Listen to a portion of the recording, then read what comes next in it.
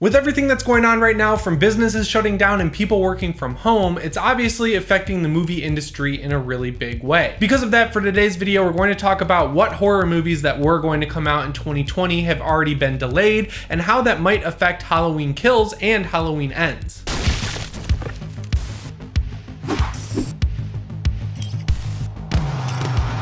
Before we get into that though, a lot of you have been asking why I didn't upload over the past month, and on top of the fact that there was really no Halloween news to talk about, I also work for a different YouTuber who has a much bigger channel than mine named Austin Evans. So like a lot of people out there who have YouTube or Twitch channels, I go to work during the day, and then at night and on weekends I usually work on my own YouTube channel. But if you're a fan of video games like at all, you probably saw the video that Austin put up this week all about the Xbox Series X. For the past month I've been working on that video pretty extensively, planning things out, flying up to Seattle and actually shooting it, then bringing all the footage back here to LA and then editing it so we could post it this week. So basically what I'm saying is that's taken up a lot of my time for the past month, but now the video's out and people seem to like it, which is great because we all worked really hard on it, and now I can get back to talking about Halloween. Alright, so because of the virus, which you cannot call by name on YouTube without getting demonetized, a lot of different movies that were supposed to come out over the next few months are getting pulled off the release schedule and delayed. And side note, isn't it just a little weird that if you call a virus by its name, you get demonetized, but I can put the word kills in all of my titles and show Michael Myers with knives and other weapons and it's totally fine?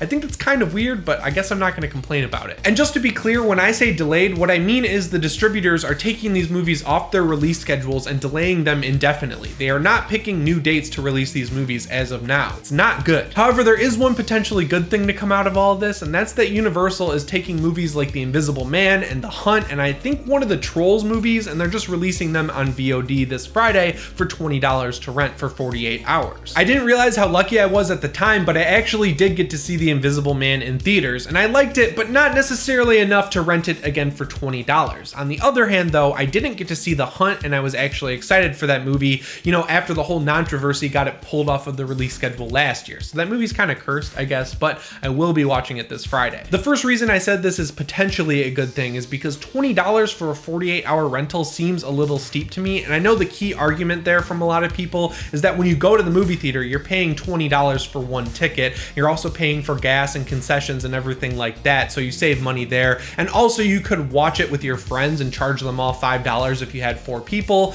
I'm not charging my friends $5 though. Like that's kind of stupid, and I feel like if I'm paying $20 for a movie, I should own it at that point, because when it comes out for purchase on VOD like Amazon Prime, when it's on home video, it's only going to be 16 bucks. Oh, and also if you have AMC A-List, which I'm pretty sure there's an AMC in most major American cities, when the theaters were open, you could go 3 times a week and see any movie you wanted, and on top of that, you got points which you could use on snacks. So if you take that $20 for a 48-hour rental of one movie and compare it to seeing 3 movies a week for 20 bucks, I mean, even if you don't use it, the value proposition is not there for renting these movies at home. The other reason the dozens of us who still enjoy going to the movie theater are scared is because if this works out for Universal and they make as much, if not more, money on this digital release over the movie theater, then all the other distributors are going to start doing it, and it could become the default release as time goes on. And while movie theaters are struggling right now because they're closed and they're not making any money from people coming and seeing movies, they could just either never open back up or die out very quickly. And I don't think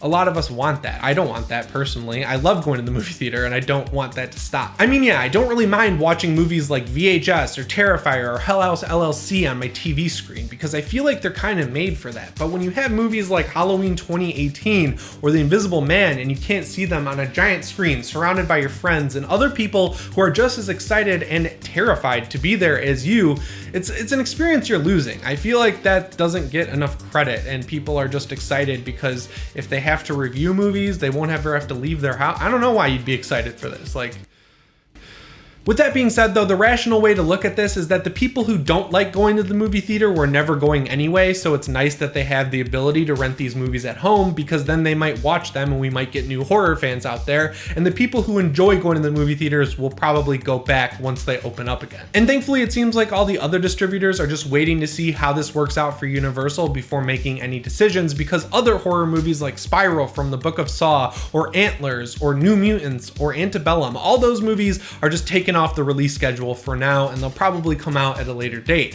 So we might actually get Spiral from the Book of Saw around Halloween after all. And that's going to be pretty cool because we can actually get that tagline back. If it's Halloween, it must be Saw. Also, it looks like anything coming out past May is safe for now because stuff like Candyman, which is supposed to come out in June, is still on the release schedule. So assuming movie theaters open back up by then, we will get to see Candyman in theaters. So what does this mean for Halloween Kills, which is supposed to come out this October but has not yet been delayed? Honestly, I think the movie is going to be fine because even if this whole social distancing / self-isolation / quarantine, whatever you want to call it, if it lasts as long as it's supposed to, which is around 2 months, I think that only puts us in May, and that gives months for things to pick back up and hopefully get back to normal with everyone being happy again and getting to finally see another Halloween movie sequel on Halloween, because that's kind of a commodity if you look at when the movies in this franchise have been released. Usually it's around August, which I don't understand. Additionally, it seems like they've had Halloween Kills pretty much done for a while now. If you think back to when the test screening was, that was already a near final cut of the movie. I think the only thing it was supposedly missing was the score. They just used tracks from Halloween 2018.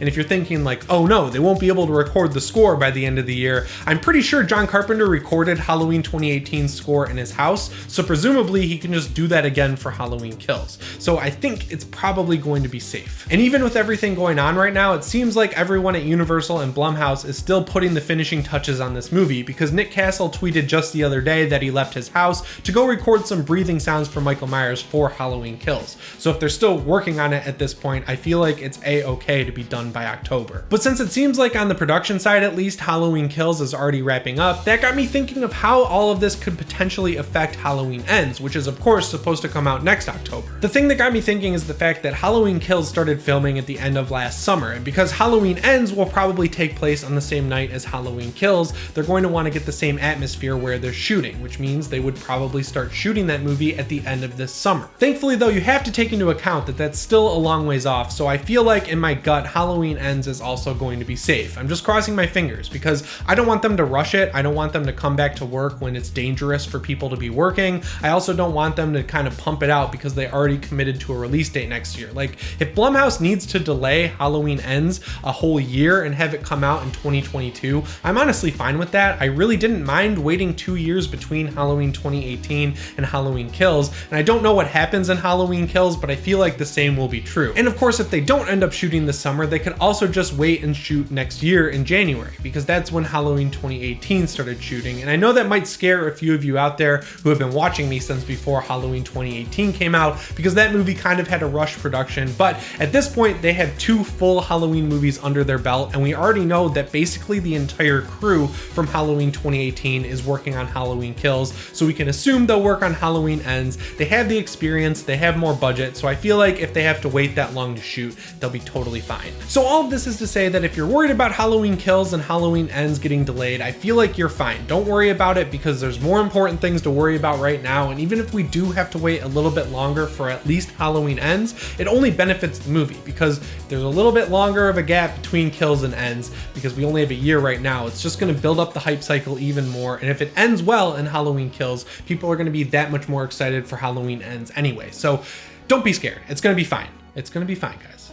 I promise. Speaking of Kills and Ends though, while Jason Blum was doing the press tour for The Hunt and The Invisible Man, which basically came out a couple weeks apart from each other, he sat down with a site called 2Fab and they asked him about Halloween. All he had to say was, Halloween Kills is a big movie. I can tell you that the canvas of Halloween Kills is very large. And really, when you think about the fact that we seem to have every living character from Halloween and Halloween 2018 coming back for Halloween Kills, it's not that hard to figure out what he means. Like, by announcing Halloween Kills and Halloween Ends at the same time, they're basically saying that Halloween 2018, Halloween Kills, and Halloween Ends are one complete story. It's basically like a 6-hour miniseries at that point that we get to go to the movie theater and watch. So yeah, the canvas on something like that is huge. And when you look at Halloween Kills, that movie is the middle chapter of this 6-hour trilogy. So it's kind of the most important movie, if you ask me. Like, they've already got the beginning out of the way, but they really need to nail the middle so that they can stick the landing on the ending. ending. So yeah, it's easy to see what he meant there is basically what I'm saying.